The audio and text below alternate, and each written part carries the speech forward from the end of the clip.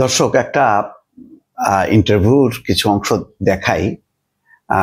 এটা মেহেদী হাসান আল জাজিরার খুবই কঠিন একজন উপস্থাপক, বিশ্বের খুব নামকরা লোকদের তিনি ইন্টারভিউ নেন এবং খুব কঠিন কঠিন প্রশ্ন করেন। তো নিউ ইয়র্কের অধিবেশনের ফাঁকে, জাতিসংঘের অধিবেশনের ফাঁকে তিনি ডক্টর মোহাম্মদ ইউনূসের সাক্ষাৎকার নিয়েছেন, সেখানেও কিন্তু ছাড় দেননি। দেখেন, একটা বিষয় নিয়ে আমি একটু কথা বলবো, একটু শোনেন। Your interim government has been in power for a year now. You've said that elections will be held in February. It was going to be later, but you've moved it forward to February 2026. No, even that. First half of February. First half of February, okay. But even because of the Ramadan. Okay, it's understood. Ramadan, but as you said at the start of this interview, a lot of people in Bangladesh, they want action now, not tomorrow, not 6 months from now. The critics say it's too late. 6 more months of waiting for elections is too long. People are growing restless. Why can't we have an election earlier? In Nepal, where the government was also ousted earlier this year, the interim leader has promised in Nepal to hold elections in just 6 months. Why has it taken Bangladesh, or why will it take Bangladesh 18 months to have an election? Sure. You said দেখেন, এই কথাটাই দায়টা নেই। আমি কিন্তু আগেই বলছি যে নেপালের একটা সাম্প্রতিক ক্ষমতার পরিবর্তন হয়েছে এবং সেটাকেও খাটো করে দেখার কোনো উপায় নেই। একটা জেনজিদের আন্দোলনে সেখানের পরিবর্তন হয়েছে, সেখানেও সংস্কারের দাবি উঠছে।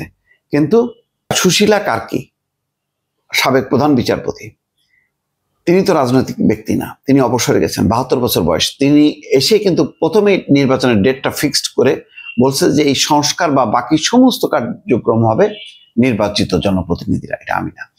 ডক্টর মোহাম্মদ ইউনূস এখানে বলেছেন যে কেন বলছেন যে এখানে নির্বাচনের চেয়ে সুশাসন, সংস্কার, বিচার এইগুলির উপরে প্রাধান্য আছে, সুতরাং এই কারণে সময় লাগছে। কিন্তু এই যে তুলনা করলেন মেহেদী হাসান, যে নেপাল পারলো 6 মাসে আর তোমাদের 18 মাস লাগতেছে কেন, এটা কিন্তু বিব্রতকর। এটি হলো আমাদের ব্যর্থতা। আমাদের দেশের এত বড় পরিবর্তন, এত বড় রাজনৈতিক দল সবাই থাকতেও কিন্তু এটা পারা গেল না। খেয়াল করেন, প্রধান দল বিএনপি, তারা কিন্তু ডিসেম্বর মাস চেয়েছিল, সেটাও একটা লম্বা সময় ছিল।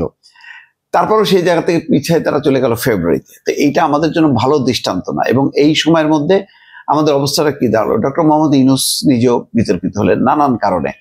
বলা হলো তিনি ওই নির্বাচনের চেয়ে অন্যান্য কাজে তিনি সময় ব্যয় করলেন, নিয়মিত সরকারের মতন কার্যক্রম করা শুরু করলো। বিশাল ঢাউস একটা দল নিয়ে তিনি জাতিসংঘ অধিবেশনে গেলেন। তারপরে তার সরকারি উপদেষ্টারা আজকে এখানে যাচ্ছেন, এই বিদেশ ওই বিদেশ, মানে নিয়মিত সরকার যা হয়।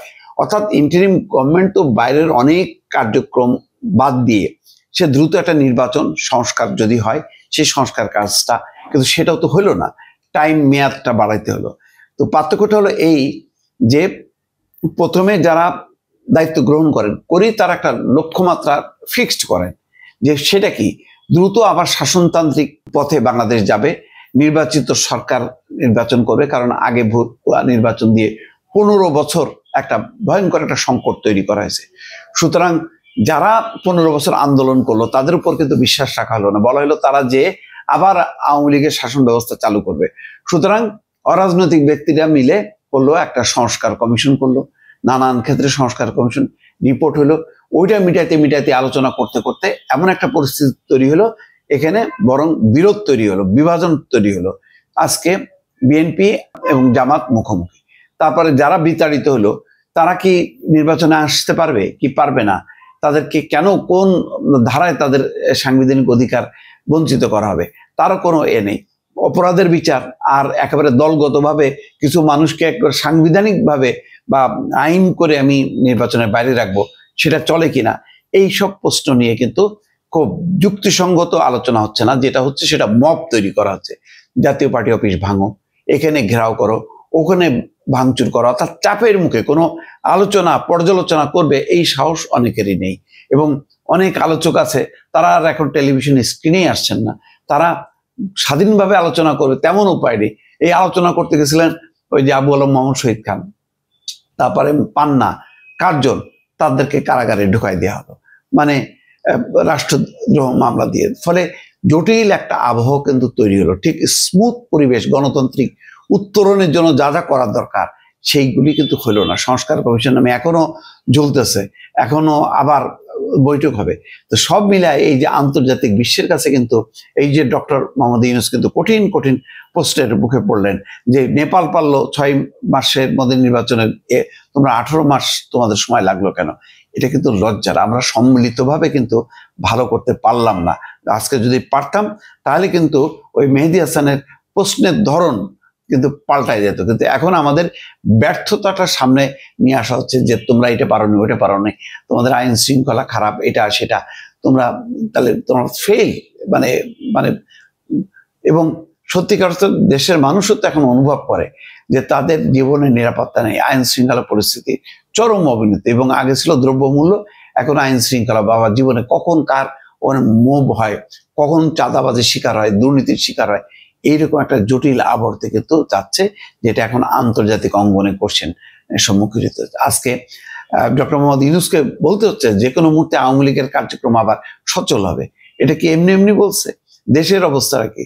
এবং এইটা তো তিনি পরিষ্কার সঠিক বলেননি। নির্বাচন কমিশন প্রতীক বাদ দিচ্ছে, তার নিবন্ধন স্থগিত করছে, কার্যক্রম স্থগিত করছে। তাহলে কিভাবে তারা কার্যক্রম চালাবে? স্বাধীন স্বতন্ত্রভাবে মানে রাজনীতি বাদ দিয়ে তারা স্বতন্ত্রভাবে নির্বাচন করবে? এইভাবে ঠেলে দেয়া যায়?